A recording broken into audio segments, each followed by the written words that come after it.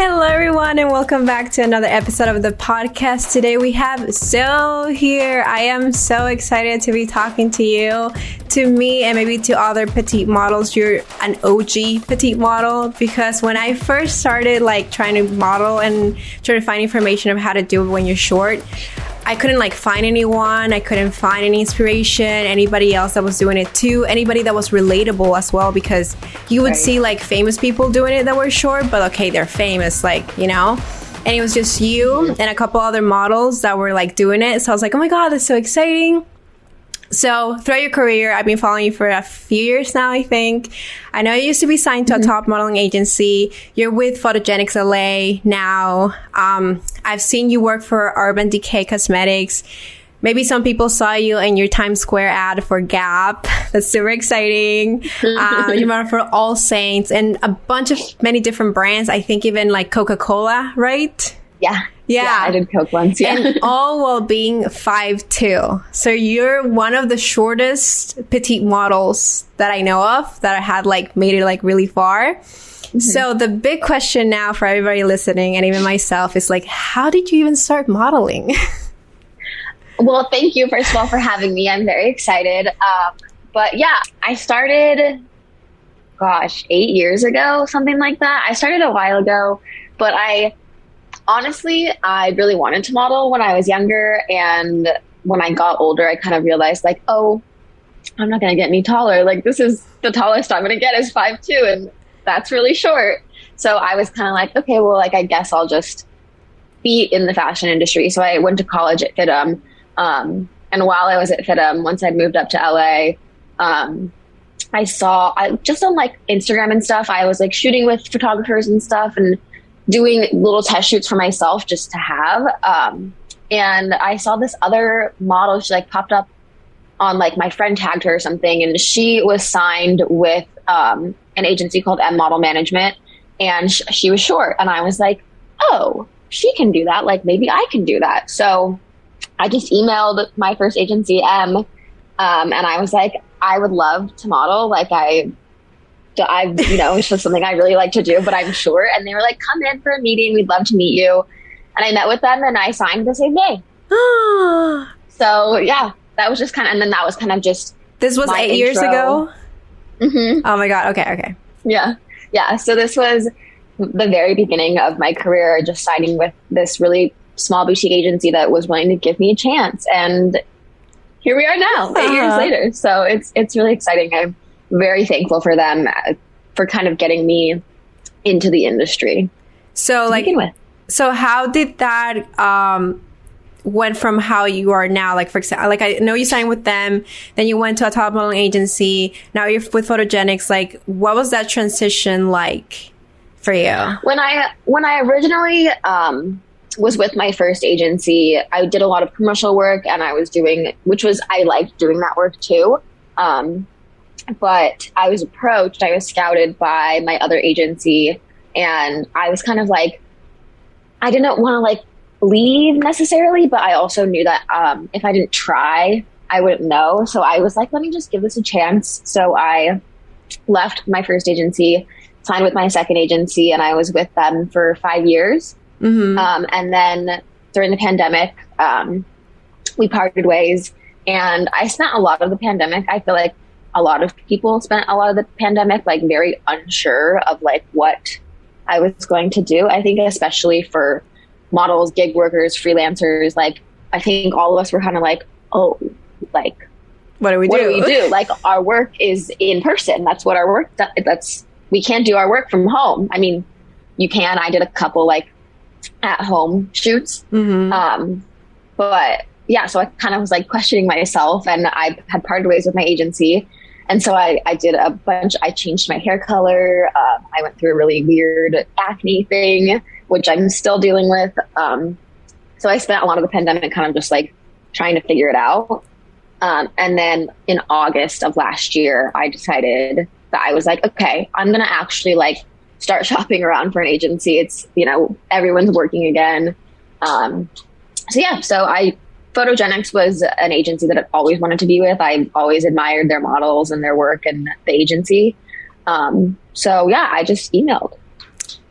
So you didn't try any other agency? It was just like them that you like reach out to? I tried a bunch of agencies. Oh, okay. I emailed like all of the agencies in LA that existed. And Photogenics, also, it's really hard. Like, I guess that was kind of like my, like, I didn't realize, because the first agency I ever signed with was boutique. So they go through their emails regularly. Mm-hmm. These bigger agencies, like when you're emailing them, they don't go through their emails. Okay.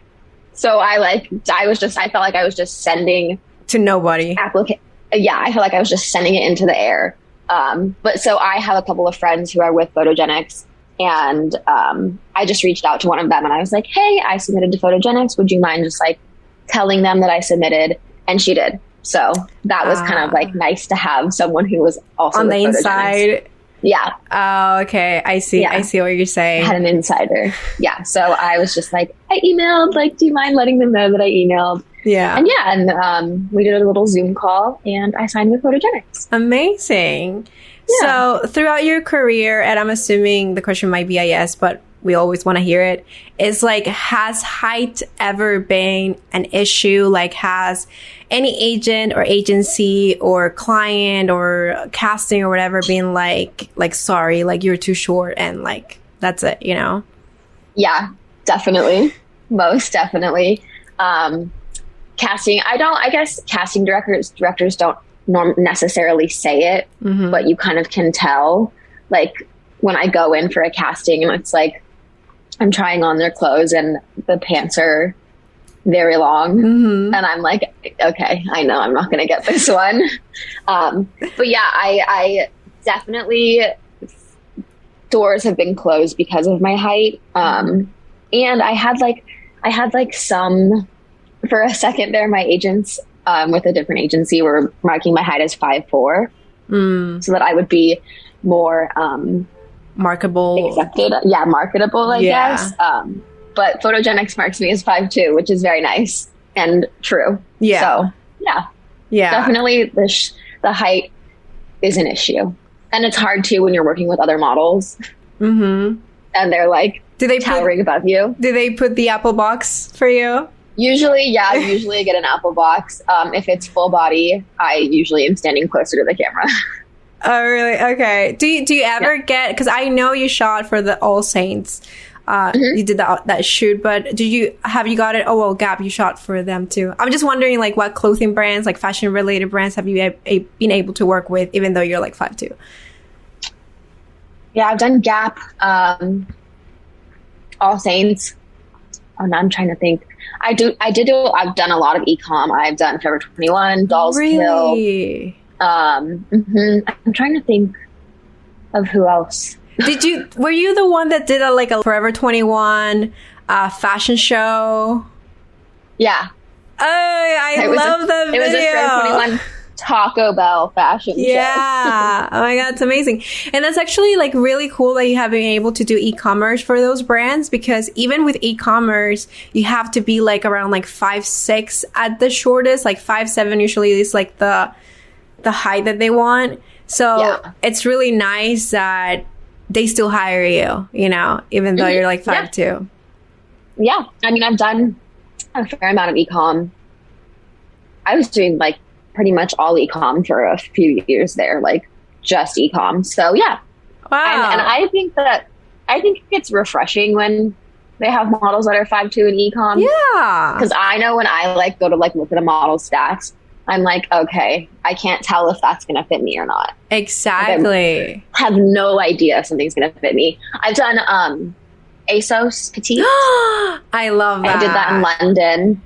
And that one was actually really interesting because a lot of the girls that were also shooting with me that were doing the petite line, I was like, oh, are they considered petite? Like 5'6", 5'7"? And I was like, but I was like, if I was petite and I was on like the petite line, you would think I would think that the model was petite. Yeah, and sometimes that's not the case. So. Oh my God, that's crazy. I've heard brands will sell you the petite option, but they won't shoot it on the petite model. Yeah, You know, that's very interesting because you do want to see how it fits on you, how it fits on like the shorter person. But it's nice that I feel like things are slowly changing, because I do remember shopping before and the models were always like 5'9", 5'10", you know, and now there's more brands that I can see like, oh, the model's 5'4", or the model's 5'6". I'm just like, okay, like, you know, there's a little bit more of like petite models going on e-commerce, which is like really nice. Yeah. So, going off that, I think, have you ever, because I mean, I know you kind of like got your starting relatively fast, I guess. I don't know how many months passed between you doing the test shoots for fun and actually like trying to get signed, but like, or even after you got signed, I don't know. Was there any moment in your career that you were like, I'm too sure, like I can't do this, or, you know? Oh yeah, all the time. Most definitely. I think even like, I mean, still, even to this day, like there's moments when I'm like, oh, I'm too short to do this. Like, I can't do this. I'm not getting booked because I'm so short, or I'm not getting booked because my skin is bad. Like, so there's definitely been moments of self-doubt and not being sure if I was like in the right realm and career. But I also do think that it's a lot of advocating for yourself and not letting people push you around, I guess. But yeah, I've definitely had moments where I'm like, okay, I don't know if this is like, should I be doing this? Like, am I too short for this? Like, should I stop? So I've definitely had those moments.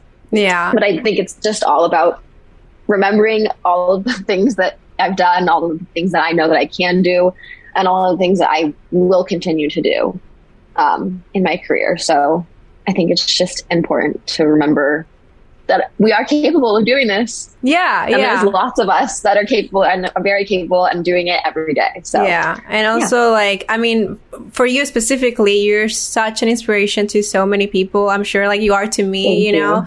So if you ever get your doubts going on, just think about me. And many others are like, so is doing it, so she can do it, I can do it, you know.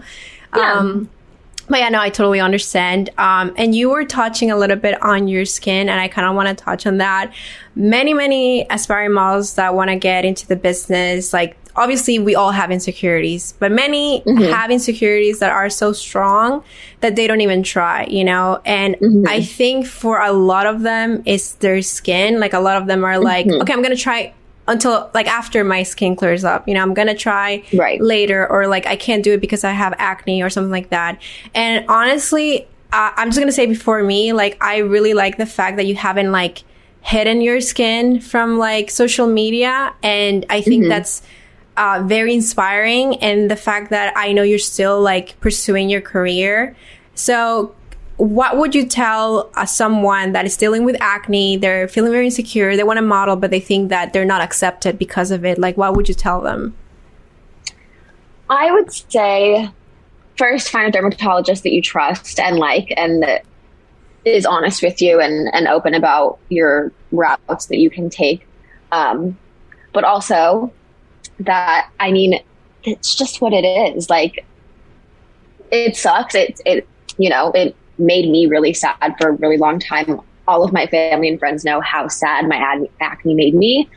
But I think it's just important to remember that it's literally, it's just this. That's all it is. That's just your skin. And unfortunately, some people just have bad genes, and that's my problem, is I just don't have great genes with acne. But I think it's important to remember that it's not who you are at all. It doesn't define you.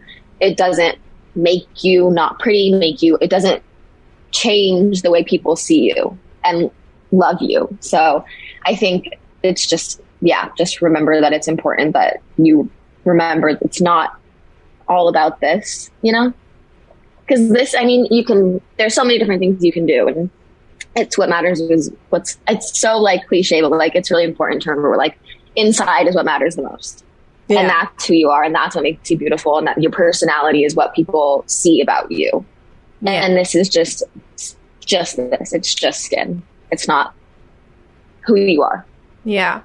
And like in terms of like your career, has any client, because from what I hear, sometimes it's like models have been told previously by some specific agents. Not every agent is like this, but some agents are like, oh, like your skin is not that nice, so we're not gonna send you on any castings until it clears up. You know, like, has your skin like stopped you from going to castings, or has any of your agents said any comments that are like, we're gonna wait until your skin clears up, or like has it in any way stopped you, basically? Or have you been able to keep going and doing your thing, maybe get different type of castings because of it, you know? It hasn't stopped me. I've always been really forthcoming with agents if I'm having acne or things like that. I did have one time, one of my old agents was like, you need to tell me when your skin isn't good. And I was like, okay. Okay. Because it just wasn't, I was like, okay, sorry. Like, I guess I just forgot to tell you that I have acne. I don't know. Oh. Okay. But with my current agency, it's never stopped me. I went through a really rough phase with my acne towards the end of last year. And it hasn't stopped me at all. It's honestly pushed me to do different castings, and different things. So like having acne is what I got, that Dermalogica Clear Start job because of my acne. And it was like a day we didn't wear any makeup. We just had like maybe like eyebrow tint on, but then the rest of the shoot was about our acne and like embracing our skin. No retouching, no editing. And the photos are really cool, and they're like in Ulta. So I was like, I mean, the acne, as much as it sucks, I haven't let it stop me from doing anything. I still submit all my self-tapes, do all of my castings, and I get some little jobs because of it. Amazing. I love to hear that, because that's what I tell people, you know, because I know there are models that are working with their acne. So it's really nice. And I'm sure anybody who's dealing with acne right now and listening to the podcast finds some type of reassurance that, okay, like, it shouldn't stop me. Like, I should try because Zoe is doing it. You know, I can do it too. Yeah. Which is like 100%. I think the beauty industry, I think the modeling industry and the beauty industry I think we're all just, everyone's kind of had a reckoning and realizing that like when it comes down to it, models are just normal people too. Yeah. We have normal things that happen to us like acne. And I think brands are starting to realize how important it is to show different skin and different people. And, you know, people are starting to realize like, oh, it's important that people feel like their issues are relatable and normal. Yeah, because exactly. Yeah, exactly. Acne is like, so... I feel like we're all tired of seeing models with perfect skin. Yeah, like I want dark circles. You know? Right, exactly. Show me the truth. Yeah, I want the dark circles. You know, I want the stretch marks and all that stuff. Yeah, loving it. So I make videos. Many times I make videos, and I tell people that sometimes when you don't have the height or whatever it is, but usually it's like the height for me, personality makes up for it. Like sometimes maybe you don't have the height, but you have a great personality, so you get signed. Or maybe you don't have the height, but you have a great personality, you book the job, you know? And obviously there's people always that are commenting on the videos are saying like, that's not true. Like modeling is about the looks. Like there's no way. All this stuff, you know? I know from one of your interviews, you talked about how you booked the All Saints shoot. Can you please share that story with us? Because people need to remember that you were like the shortest of that shoot. Like you were, you know, like you can see the photo that you posted and it's like a line and then a drop and then it's you, you know? Oh yeah. That was for Adidas. Oh, that was for Adidas. Oh, okay. That was a really funny photo, though. I'm trying to remember if it was All Saints or if it was for Esprit. Are you talking about the putting my fist in my mouth? Yeah. Yeah. So that was for this brand called Esprit, and that was, I went to the casting, and they, you know, I did the regular casting thing, and then they were like, tell us what your party trick is, and I was like, oh, I can stick my whole fist in my mouth. And they were like, can you do it? And I was like, yeah, I'll do it. So I stuck my whole fist in my mouth on video for this casting director, and I booked the job. And then and then I was in South Africa for the job. South Africa? Yeah, we shot it in South Africa. It was really cool. And I was talking to the producers after at lunch one day, and they were saying that when they saw the casting video and they got to mine, and I said I could stick my whole fist in my mouth, they were so intrigued, and they were like, "Oh my God, she's not going to do it. She's going to do it. She's going to do it." And then I did it, and then they were like, "We had to hire you." Oh my goodness. So, that's amazing. But yeah. So I'm just here to say, sticking your fist in your mouth can get you booked. Okay, guys, if anybody has a party trick, like, it's time to like do it in castings. But yeah, it's just like personality, like, it's now, I don't know how it was before, you know, a few years ago, but now it's such a huge part of the casting process. Like, so many self-tapes and so many castings that I do, so many of them have, tell us about yourself. What are your passions? What are your hobbies? Tell, you know, whatever type of question that they ask you to bring out your personality so you can share about yourself. It's such a huge part of the reason why you get booked, you know? So, I don't know if you have any type of advice actually when it comes to those questions, when it comes to like showing your personality on castings. I honestly, I struggle with it too. I know you've made a couple videos about like not saying that modeling is your passion when they ask you what your passion is, because I really like modeling, and modeling is it's my passion. It's what I love to do. So I've always struggled with that question when casting directors ask that. But I try to pick the things that I know that I like to do outside of modeling. Like I love to read, I love to hike, I love to be outdoors. So I kind of just go with that, like go with the things that I do like doing. And then saying them, like, it's harder, I feel like, with self-tapes because the casting director isn't like actually meeting you. So you're not like having a conversation and you don't have banter, which is, I find a lot easier to do in person than just doing it on camera. But I think the inflections of the way you talk help. Your voice helps a little bit.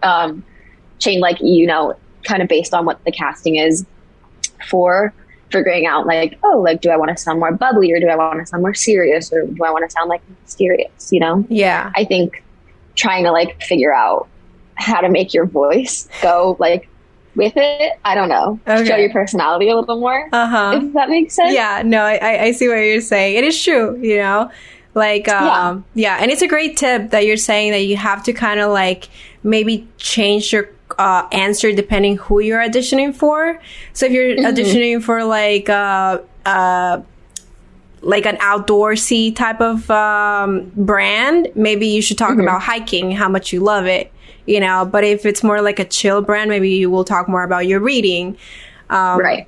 Or if it's more of like a, like, I don't know, like hip brand or something, like maybe talk about dancing, I don't know, but like just like, yeah. And I guess like with what you're saying, it doesn't need to be anything crazy to show your personality and your interests and hobbies, like, you know, hiking, reading, like, you know, many people love that, and you can just make it sound super interesting, I guess, just the way that you say it, not exactly what you're doing. Yeah. Awesome. I think right now casting directors and brands are really interested in this idea of like normal people. I guess is like, it usually like the castings would say like normal people, and I'm like, okay, I don't know what that means, but a lot of brands are interested in shooting people that aren't professional models and that are like have like that do other things. So like I know a lot of brands use like people who play sports as their models, because I think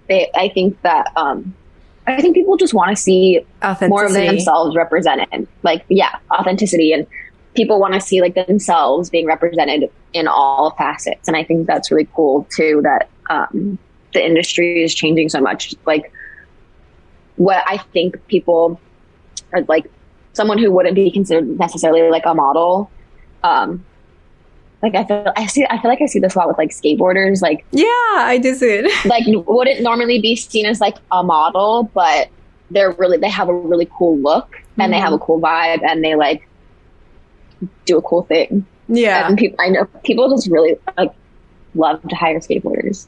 Yeah, no, I see it all the time. Real skateboarders need to be a real skateboarder to submit. Yeah. I one time had a casting, and my agent was like, "You can skate, right?" And I was like, "Yeah, I can skate in a straight line. Like I can go from point A to point B in a straight line on a skateboard. Yes, I can do that." And she was like, "Okay, great. If they ask if you can do anything, just say yes." And I was like, oh, "Okay." So I go to this casting and everyone's like, "Real skateboarder." And I get into the casting and they're like, "Okay, can you do a kickflip?" And I was like, "No, I can't do a kickflip." And they were like, "Okay, can you do an ollie?" And I was like, "No, I can go in a straight line, just like I told my agent. I can skate in a straight line." So, needless to say, I didn't get that job. Oh, no. But yeah, I was like, no, I can't do any of those things. And I'm so sorry my agent told you that I could. Oh, no. But wait, your agent was expecting you to say yes to all these things that you couldn't do? I guess so. I told her, I was like, I can't do any tricks. So she knew that I couldn't do any tricks. Oh. Because she told me to go anyway. So I went and I was like, okay. Well. And then they asked me and I was like, I can't do that. No. I don't know. I don't know if she knew that they were going to ask me to do a trick on camera. Oh, I'm going to assume she didn't know. Oh, they had to do tricks on camera? They were expecting you to do it at the casting? Yeah. Oh, I see that. Yeah, like I was at the casting on camera and they were like, "Can you do a kickflip?" And I was like, "Mm-mm." Like on the spot? On the spot. Oh, I see what you're saying. I thought they were just asking you, not like to do it. No. Yeah, like I was in the casting and they were like, "Do a kickflip." And I was like, "I can't." And they were like, "Okay, can you do an ollie?" And I was like, "No, I can't do any of those things." Like, I said I couldn't do any tricks. Oh my God. I remember one time somebody submitted to a job that you needed to have a scale. I can't remember what scale it was. And they accepted it. I think it was a guy. And he literally spent, I don't know, like a day or 2 days trying to like learn the scale.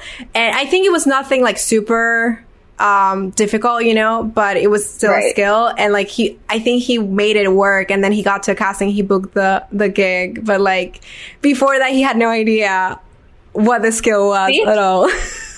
I learned how to ski because I was like, I want to book a ski job. I'm going to book a job where I get to ski. Yeah. But I haven't booked any ski jobs yet. One day. But it's fun to have the skill. Yeah. I can say that I can ski. Yeah. And one day you're going to see that casting and you're going to be able to submit, you know, and they're going to ask you and be like, "Yes, of course, I know how to do it. I can ski. I can do it." Yeah. I can do that. Yeah. But moving on to like something like different that I also want to talk about is that you kind of like touch on this a little bit, but maybe we can like talk about it more. A few weeks ago, I think it was, somebody asked me on a Q&A I was doing on Instagram, like how I was doing. And I shared that I was feeling a little bump at the time because work had been really slow between like February, March, which is technically like reasonable. Like February usually not, at least for like the East Coast, not like the super busy time of the year. Right. But you know, it always gets to you when you're like not working, you're not hearing from your agents. So I just want to see if like you can share with us if you have felt that way before, if you had times that it has been slow, like how long has it been slow? How did you feel at the time? How did you overcome that feeling? You know, tell us that we're not alone, basically. Yeah. I mean, you're definitely not alone. I have had many slow seasons.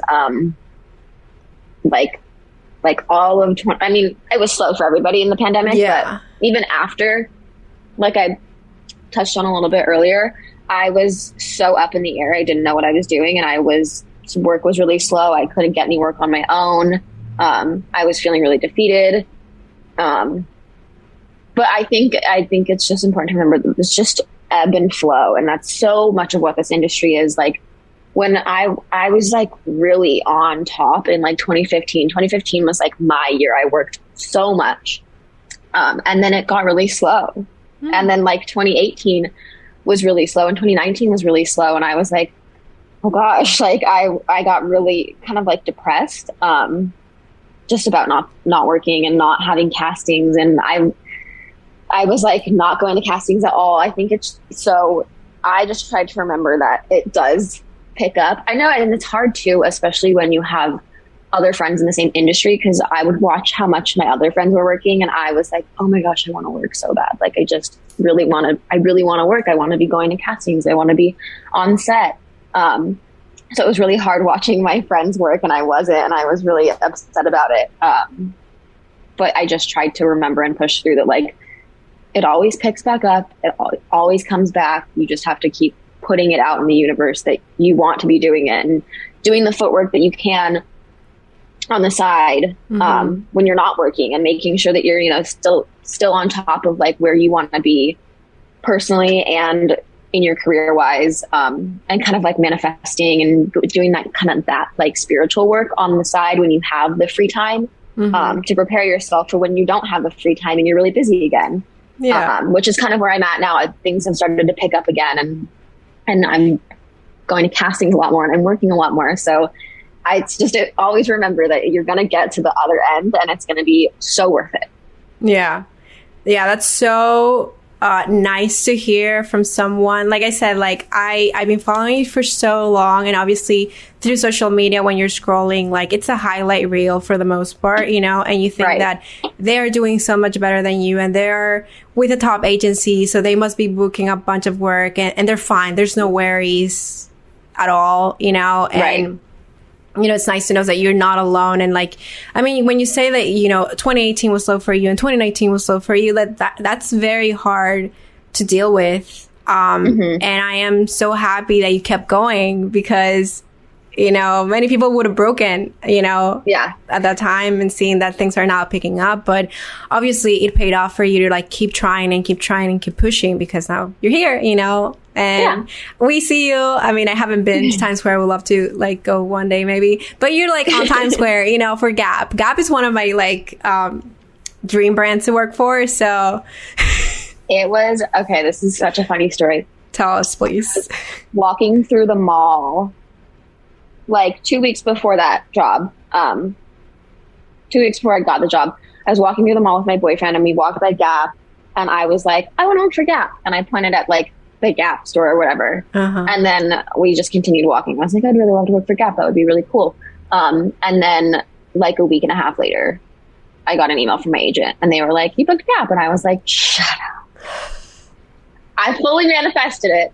You did. I was like, oh my God, I can't believe it. I literally was just saying I wanted to work for Gap, and now I'm here. That's also happened with Urban Decay. Really? I was like, I really want to, I was like to myself one day, I was like, I really would love to work for Urban Decay. And then I booked an Urban Decay job. That's amazing. So, maybe I should start saying that. Manifesting. Yeah, say it out loud. You have to start saying it out loud. Yeah. Was that a direct booking, Gap? Yep. Direct booking. Wow. I have a good amount of direct bookings. But I always like direct bookings. I'm kind of like, we all do. I've been doing it for so long, and I still like it. So when I go to a casting, I'm like, oh my God, I'm so nervous. What if they don't like me? Really? Oh my God, me too. I still get so nervous. I mean, I struggle so much with my anxiety for castings for a few years, like at least 2 straight years, because that's when I was really doing castings when I first started. It was such a big struggle for me. And I just told myself, like, I just need to keep, like, the next one I'm going to be better. The next one I'm going to be better. Like, I felt so bad because I felt like I was screwing up the whole casting because I was so nervous. But I was just like, maybe the next time I'm going to be more confident, you know? And I did grow confidence. I am a lot better now with in-person castings. But I did a Zoom casting, which is very similar to in person because you're like live with them, right? And I did get a little nervous. I didn't book the job. But you did? I didn't.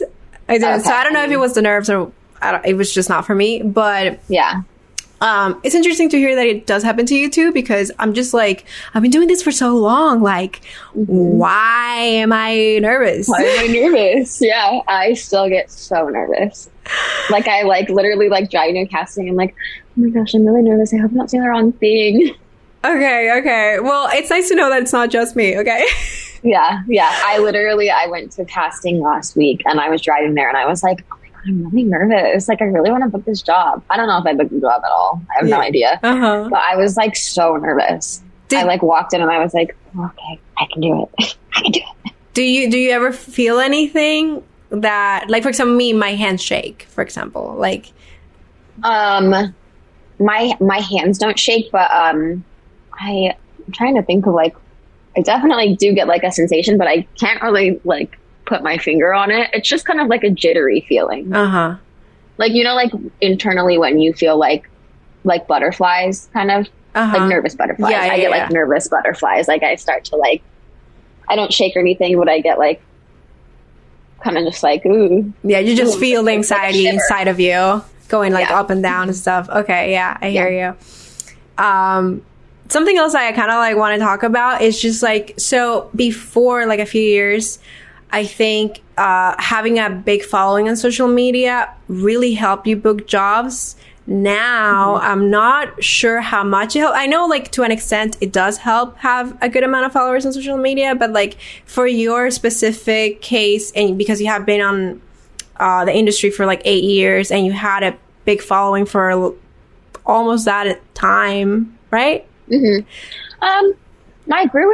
following kind of, that was so weird. I just messed those two words up. My following kind of grew when I was doing modeling. I didn't have a huge following before. I got a lot of followers, like, I was working with this brand Valfree for a while, and I got a lot of followers from them. Got a lot of followers from Dolls Kill. So it kind of just like built as I was working. But now I've just kind of like I'm so bad at Instagram now. I used to be really good at Instagram, and I used to like be good at like writing funny captions and like posting every day, posting multiple times a day. And after the pandemic, I'm like, oh my God, I'm so bad at posting on Instagram. I literally don't do it. I don't know why I don't do it anymore. I mean, I think it's so bad. I think just the pandemic just messed up with your scheduling of, you know, going out and about and doing things, which is understandable. But has your social media following helped you get jobs or anything like that to an extent? Have you booked a job because of the social media following you have? I think it's helped to an extent. I've never booked because I have a following. I know it helps a little bit, but I wouldn't say that it's helped or hurt in any real way. I think it really helped a lot with signing with my first agency, or not my first agency, my second agency. The director was like, "You have a lot of followers. Like, where did you get them?" And I was like, "Oh, it's from brands. I don't know, from brands tagging me." So it helped a lot with that second agency. They were really interested in my following. But I used to get like castings that would ask how many followers I had. Like on the sheet, I'd have to like put like my Instagram and like my follower count. I don't see that so much anymore. I think people are too, brands are really interested in this idea of the micro influencer. So someone with a smaller following, but the following and the engagement is really strong, and the followers, when you have a smaller following, they really, really are interested in what you have to say. So I think brands are kind of taking the micro influencer kind of realm right now is very popular. So basically, like, don't stress if you don't have a big following. But if you do have a big following, it can help to some extent. But it's not a make it or break it. It's really not a make it or break it thing. I do think, I know I've had some castings that still ask, like, do you have like a TikTok or any things like that? I think social media is gravitating more towards video rather than photo right now. So I think TikTok's a really big thing. So I don't see it as much anymore. I when Instagram was really popular, I feel like there were a lot of castings that were like, oh, we hope you have a big following on Instagram because, you know, we want to like, my cat's tail is in the frame, because they want to market with that. But I feel like more so now brands are asking if you have a TikTok because they want to be able to market with TikTok. And I'm so bad at TikTok too. So you're really good at it. I'm so bad at it. I'm like, thank you. I mean, I've put so many hours on it, but it's a lot of hard work. Yeah, it is. But you know, to this day, I'm not maybe I just have bad memory, but I don't think I've gotten a casting that has asked me for my TikTok. Okay. Like, I feel like until now, they still ask me for my Instagram only. Mm-hmm. But I could be just having really bad memory, and they could have asked me and I just can't remember. But I just did like 2 castings, and they both asked me for my Instagram only. You know, so because I have the bigger following on TikTok, so I'm waiting for them to ask me for my TikTok. Yeah, I mean, I feel like people still ask for Instagrams because I feel like Instagram's a good way to kind of get a glimpse into your life, in like a really short, easy way, quick and fast. They can just look at an Instagram and be like, oh, okay, cool, we like that person's vibe, or they're not fit. Yeah. So people still do definitely ask for Instagram. I'm just TikTok is what I'm starting to notice, that like people are more and more interested in like, do you have a TikTok? Like, like, you know? Yeah. Yeah. All right. So on set, we were like with Gap, we were making TikToks with like the social media girls. So people are very into TikTok. Yeah, no, they are. It's if you're considering, it's not a bad idea to get into it. Yeah.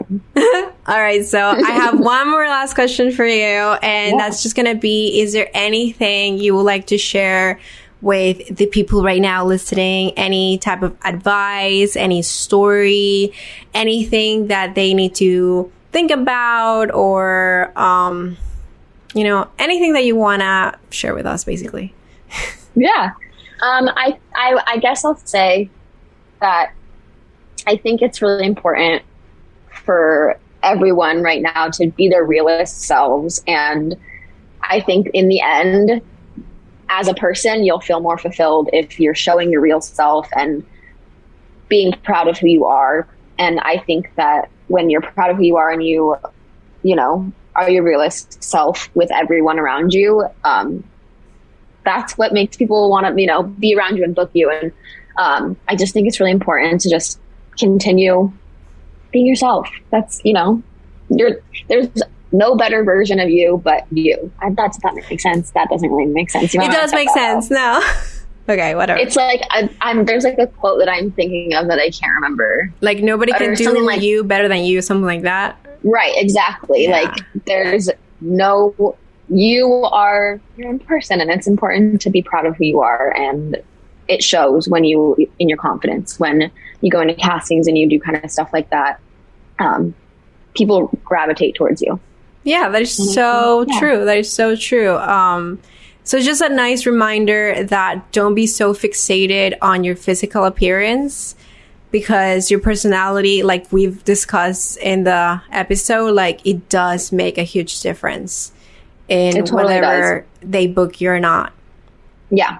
Yeah. I think it totally personality.